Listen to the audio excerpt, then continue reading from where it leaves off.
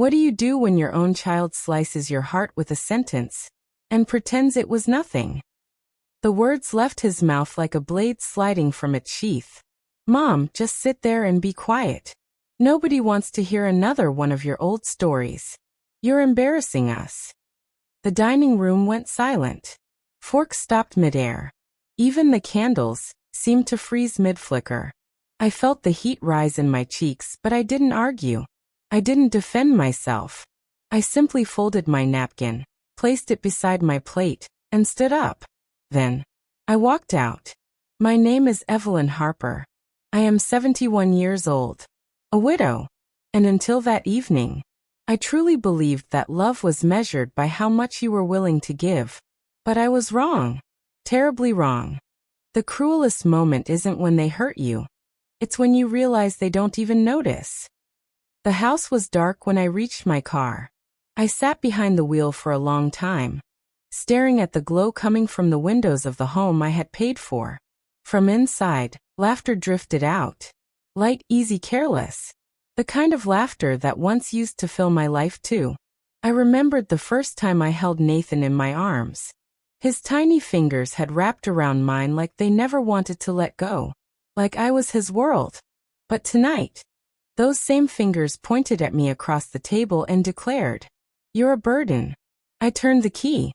The engine rumbled to life. And my hands did not shake. Because something inside me had already gone quiet. A deep, cold stillness that only comes when a mother's heart finally cracks. People think strength is loud. But the strongest moments of a mother's life are the ones she never tells anyone about. My husband Richard died when Nathan was 12. A sudden heart attack in the warehouse where he'd loaded trucks for 32 long years. One minute, he was laughing on the phone with me. And the next, he was gone. The funeral cost more than we had. The mortgage was already 2 months behind. Life didn't pause. Bills didn't care that my heart was breaking. So I took the night shift at the textile mill. 12 hours on my feet. Running industrial sewing machines until my shoulders burned. And my fingers bled through the gloves. But every morning, before Nathan left for school, I smiled. I kissed him on the forehead like everything was normal. Like everything was fine. He never saw the blood. He never saw the exhaustion. He never saw the price I paid to keep his world standing. A mother's love isn't measured in hugs or kisses. It's counted in sacrifices no one ever notices. I kept a jar on the kitchen counter. It had a simple label. Nathan's future. Every overtime check. Every skipped meal. Every birthday I worked instead of celebrated. Into that jar it went. When he dreamed of attending the private high school across town. I cleaned offices after my shift at the mill. When he needed the fancy calculator for math competitions, I sold Richard's toolbox. When he cried because the other boys had new sneakers and he didn't, I took a third job, folding laundry at the nursing home, so he would never go without. My hands cracked and split. I hid them in my sleeves. Because I couldn't let him feel guilty for the life I gave him. Because love, sometimes is silent.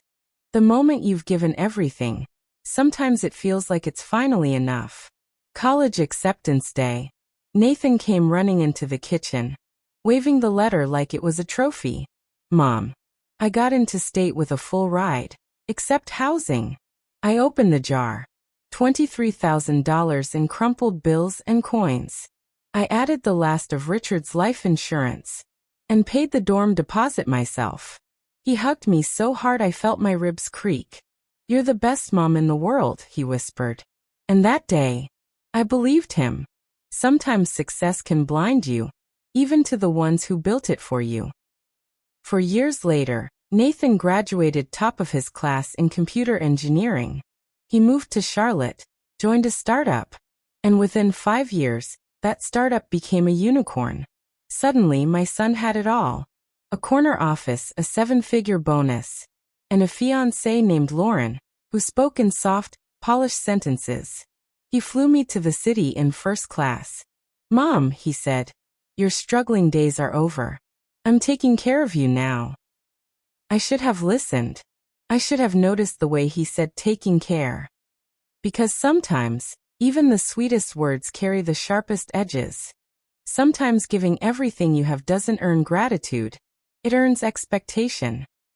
The new house was enormous, 6 bedrooms, a marble island, and a backyard pool shaped like a lagoon. Nathan insisted on putting it in my name too. Tax reasons, the lawyer explained. I signed where they told me. Lauren smiled, thin and polite. It's sweet how close you two are. I moved into the downstairs guest suite, so I would always have a place. I cooked. I cleaned. I watched their children when the nanny called in sick. My cracked hands learned how to fold tiny designer onesies. And yet somehow, it still didn't feel like home. The cracks start small, until suddenly, you're invisible in your own family. The little dismissals began softly. Lauren would sigh if I used the wrong spoon for caviar. Nathan stopped asking my opinion about anything bigger than grocery lists.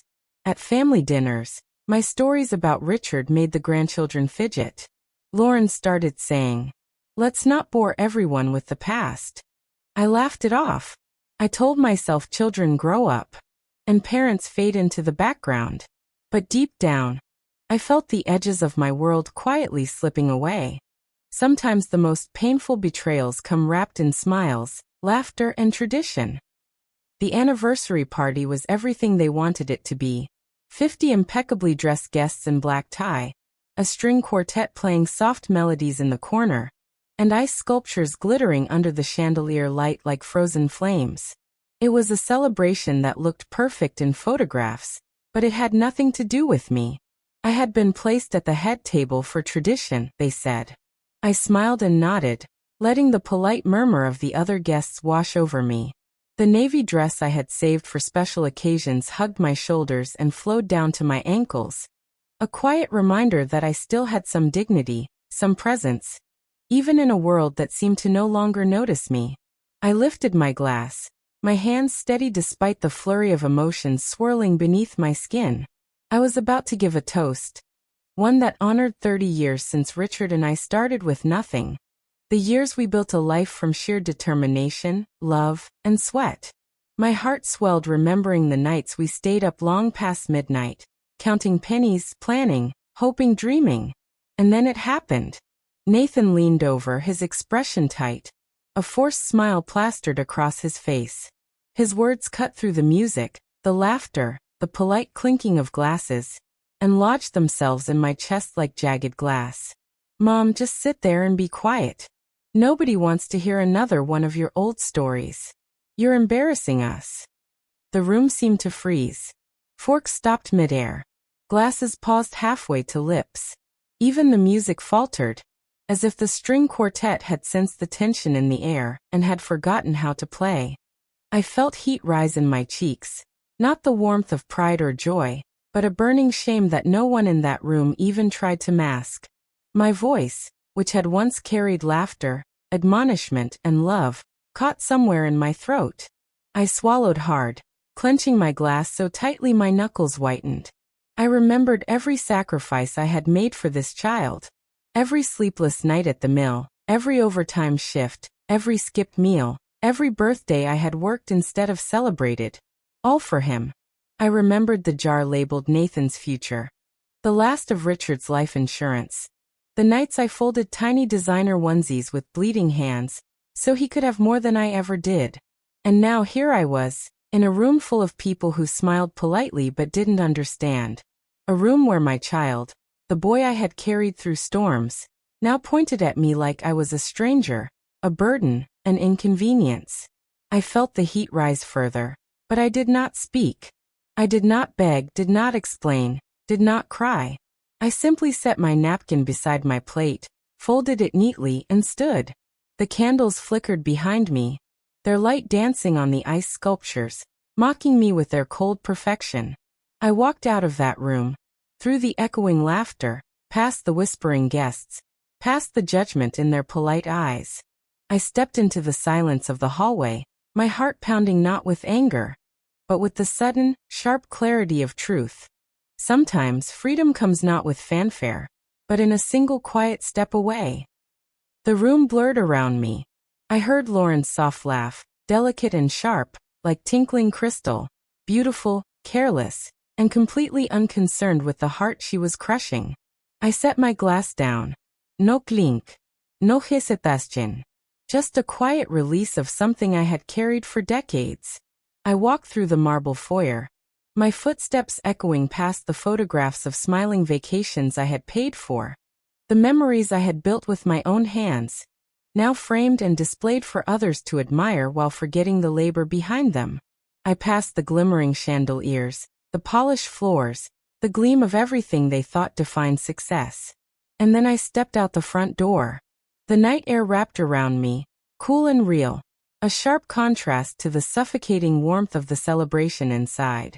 My heels clicked once, twice, then stopped entirely. I looked back at the glowing windows of the house that had held a lifetime of sacrifices, love, and silent labor. The house where my stories were unwelcome, where my presence had become background noise.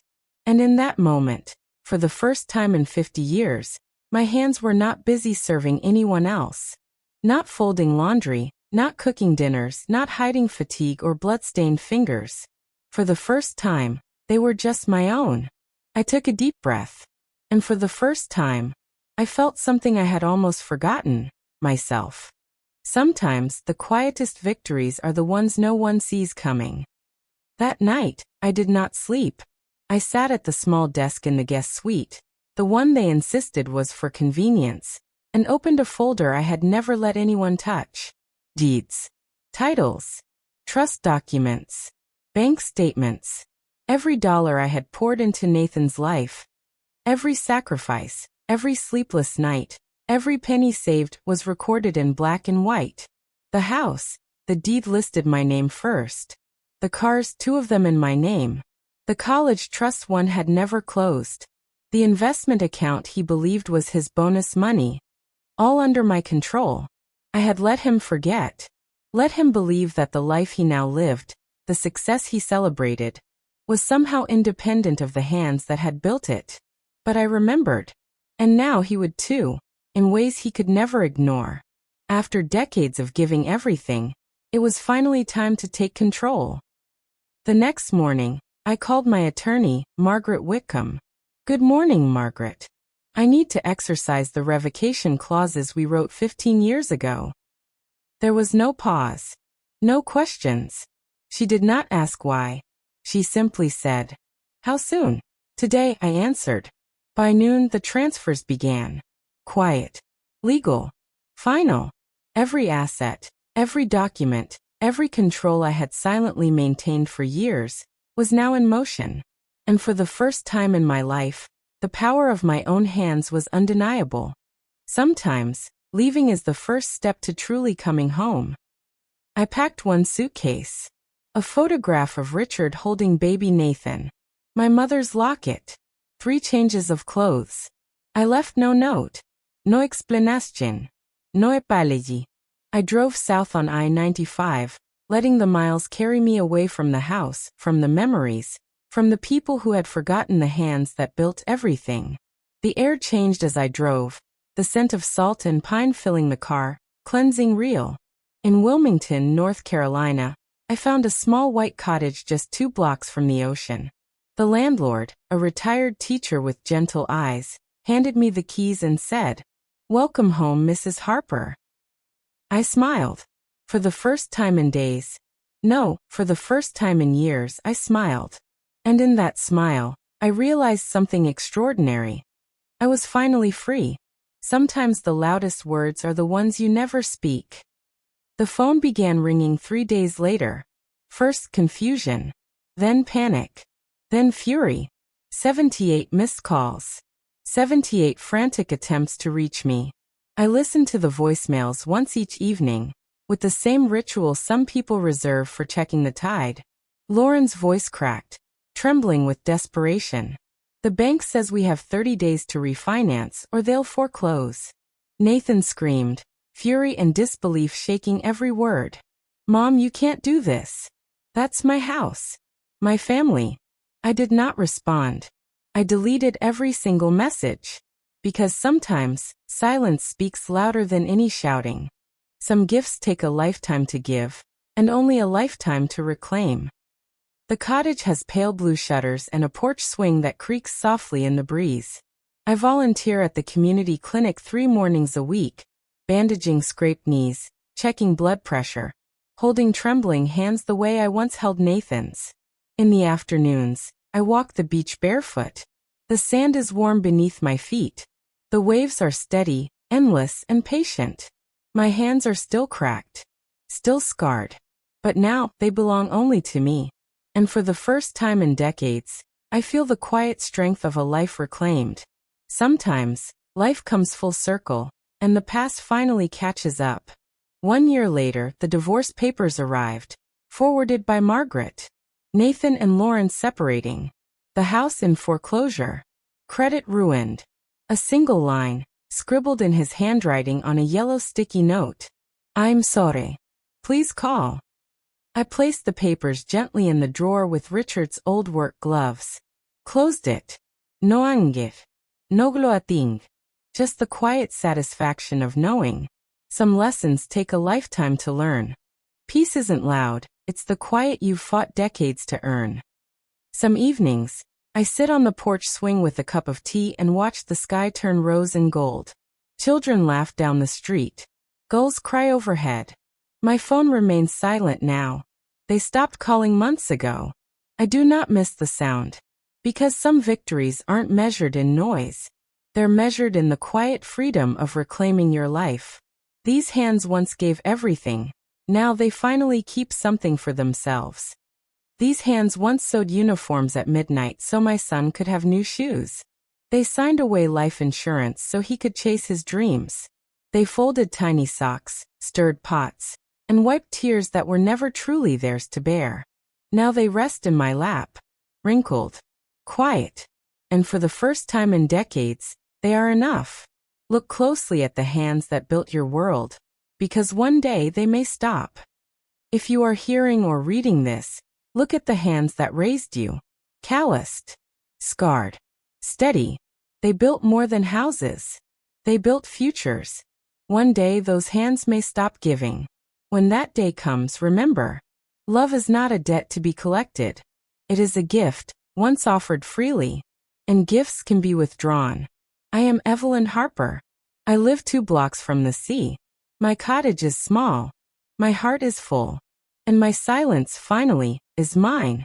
If you like this story, share it with someone who needs to remember where they came from.